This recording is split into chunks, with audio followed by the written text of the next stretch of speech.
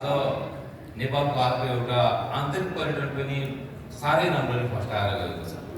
त्यो पर्यटनलाई किन हामी युवाहरूको आजीविकाको आधार नबनाउने भनेर हामी जुर्मुराएर यी युवाहरू लागेर पर्यटन सहकारी संस्थाको स्थापना गर्नुभएको छ। त्यो एउटा प्रेरणादायी संस्थाको प्रतिनिधित्व गर्दै हामीसँग हुनुहुन्छ माया चौधरी। म उहाँलाई आफ्नो संस्थाको बारेमा र यो पर्यटन सहकारीलाई युवासँग कसरी जोड्न सकिन्छ त्यो विषयमा प्रश्न पार्न अनुरोध गर्छु। धन्यवाद जलेन्द्र सरलाई र युथ एन्टेक कन्क्लेभ 2082 का आयोजना गर्नुभएका हाम्रा राष्ट्रिय सहकारी महासङ्घका आदरणीय हाम्रा कोपिनरज्यूहरूलाई म धन्यवाद ज्ञापन गर्न चाहन्छु, मेरो व्यक्तिगत तर्फबाट र मेरो सहकारीको तर्फबाट र चितवनवासीको तर्फबाट र यहाँ उपस्थित सम्पूर्ण सहभागी साथीहरूमा र मिडियाकर्मी साथीहरूलाई नमस्कार र जय सहकारी भन्न चाहन्छु। म एउटा युथ, त्यसमाथि जनजाति आदिवासी महिलालाई रिप्रेजेन्ट गरेर यहाँसम्म आइपुगेको छु। मेरो स्लाइड पनि रहेको छ। स्लाइड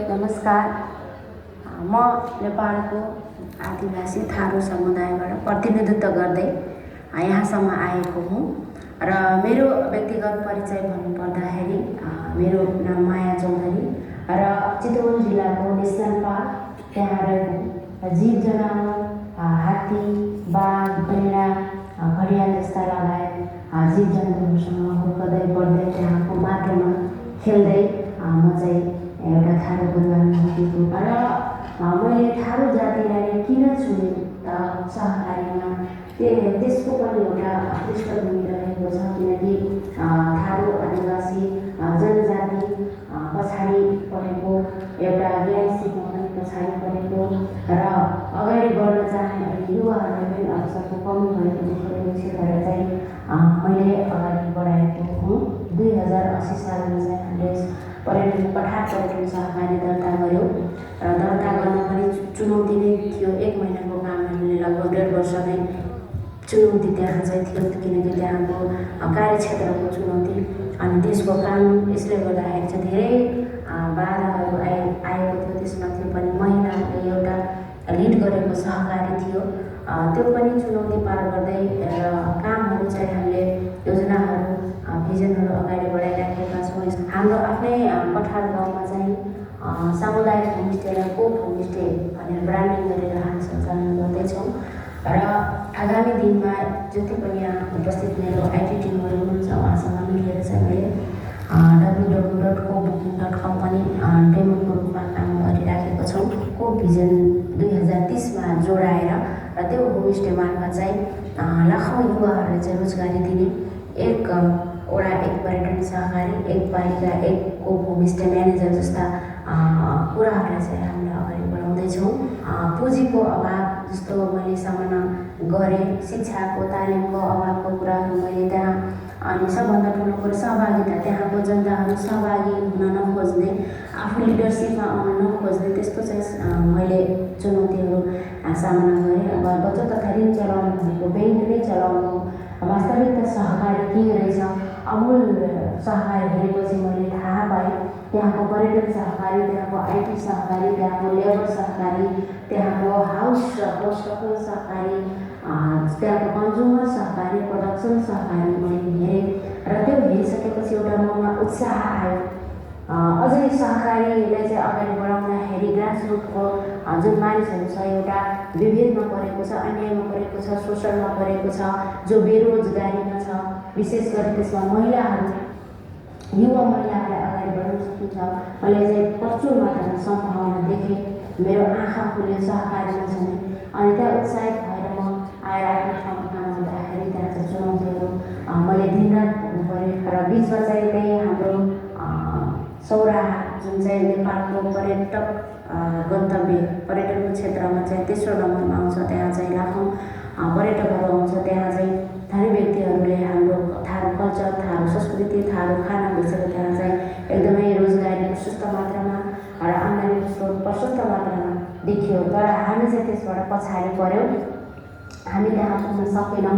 यसबिचमा चाहिँ हामीले सामुदायिक होमस्टे सञ्चालन गर्दै आइराखेका थियौँ। तर पनि अझै कसरी अगाडि बढाउने, कसरी ब्रान्डिङमा जाने, मार्केटिङमा जाने, प्रमोसनमा जाने, त्यो कुराहरू चाहिँ फर्किराखेको थियो। र त्यस बिचमा चाहिँ हामीले यो इको होमस्टे टिम र हाम्रो राम पटेल सरको टिमसँग हामीले चाहिँ परामर्श लिन पुग्यौँ। उहाँहरूको कन्सल्टेन्सीमा चाहिँ पर्यटन सहकारी र कोक होमस्टे अभियानलाई चाहिँ अगाडि बढाउँदै यहाँसम्म पुगेका छौँ। र आगामी दिनहरूमा चाहिँ यो सङ्घर्ष अगाडि नै हाम्रो जारी नै छ। आदिवासीको होमस्टे खाने नगरपालिका 10 कठा चितवनबाट तपाईँहरूलाई धेरै स्वागत गर्न चाहन्छु। यहाँ भएका प्राकृतिक मनोरम दृश्यहरू र थारू नाचले चाहिँ भरिएको र धार्मिक पर्यटन, कृषि पर्यटन, अब हामी धेरै अगाडि छौँ। र यो क्षेत्रमा आएर तपाईँहरूले आफ्नो विधाहरू मनाउन सक्नुहुन्छ। यहाँको कला संस्कृति र परम्परालाई तपाईँहरूले हेरेर धेरै किसिमका तपाईँहरूले ज्ञान पनि लिन सक्नुहुन्छ। यो जति पनि हामीले पर्यटन गतिविधिहरू बढाएर विकासको योजनामा अगाडि बढाउँदैछौँ र त्यहाँ रहेको आदिवासी समुदायको होमस्टे र प्रस्तावमा पर्यटन सहकारी संस्थाका टिमहरू र स्थानीय जनताहरूको लगाम सरसल्लाहमा उहाँहरूको आर्थिक सहयोग, हरेक क्षेत्रको सहयोगबाट चाहिँ हामीले कामहरू अगाडि बढाउँदैछौँ।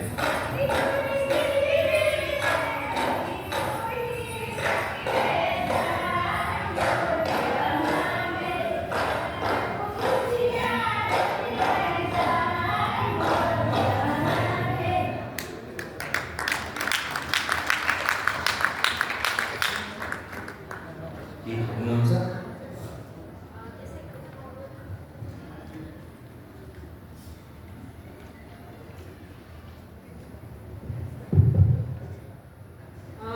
हामीले चाहिँ आन्तरिक टुरिज्मको कुरा गर्दै गर्दा हाम्रो देश नेपालको टुरिज्म चाहिँ आन्तरिक टुरिज्मले ठानिएको देश हो।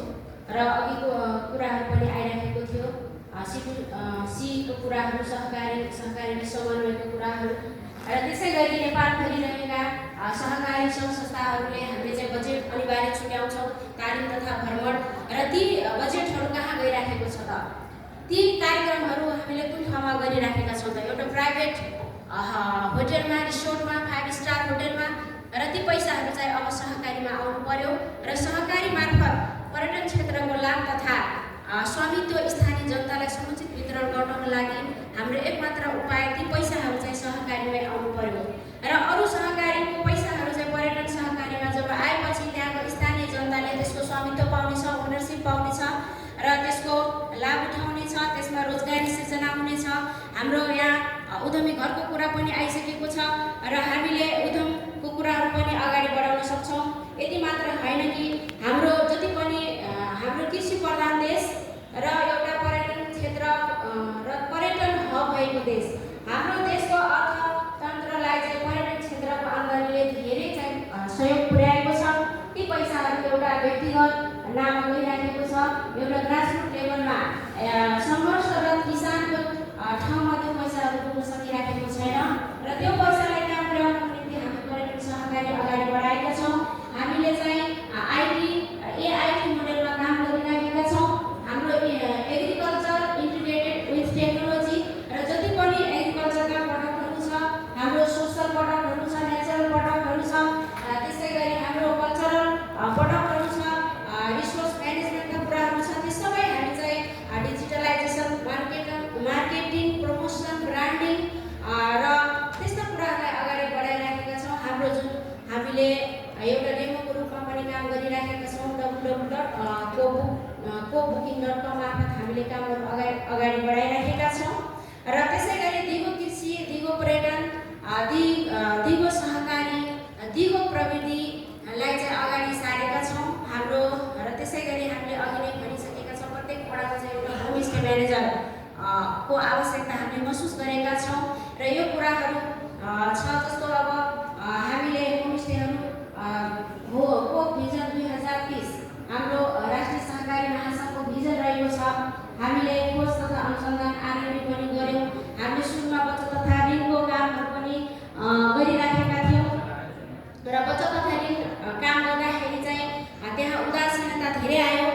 हाम्रो बचत तथा ऋण सहकारी क्षेत्रलाई चाहिँ टार्गेट गरिएको छ र त्यसको चाहिँ वेब फरवार्डको रूपमा चाहिँ हामीले पर्यटन सहकारीलाई लिएका छौँ र त्यसै गरी रिसर्च एन्ड डेभलपमेन्ट गर्दाखेरि हाम्रो राष्ट्रिय सहकारी महासङ्घको कोप भिजन 2030लाई हामीले आत्मसात गर्दै नेपालभरि रहेका जति पनि होमस्टेहरू छ जो बन्द भएर गाउँ नै खाली भइसकेको छ, सबै विदेशिएको छ, यो विडम्बना कुरा हो।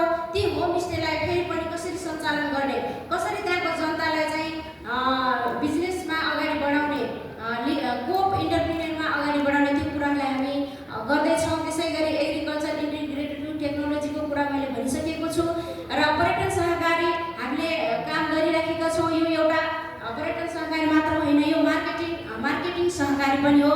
हाम्रो राष्ट्रिय सहकारी महासङ्घका हाम्रा दिग्गज आदरणीय सरहरू पनि भर्खरै चाइना भिजिट गरेर आइसक्नु भएको छ मार्केटिङ सहकारीको लागि। त्यसै गरी यो एउटा IT सहकारी हो र दिगो कृषि, दिगो पर्यटन, दिगो प्रविधि तथा दिगो सहकारी हामीले अगाडि बढाइराखेका छौँ। डिजिटल मार्केटिङको कुराहरू मैले गरिसकेँ, प्रमोसन र ब्रान्डिङको कुराहरू पनि गरिसकेँ र यसमा चाहिँ हामीले डेमोको रूपमा www.cobooking.com लाई पनि अगाडि बढाइसकेका छौँ।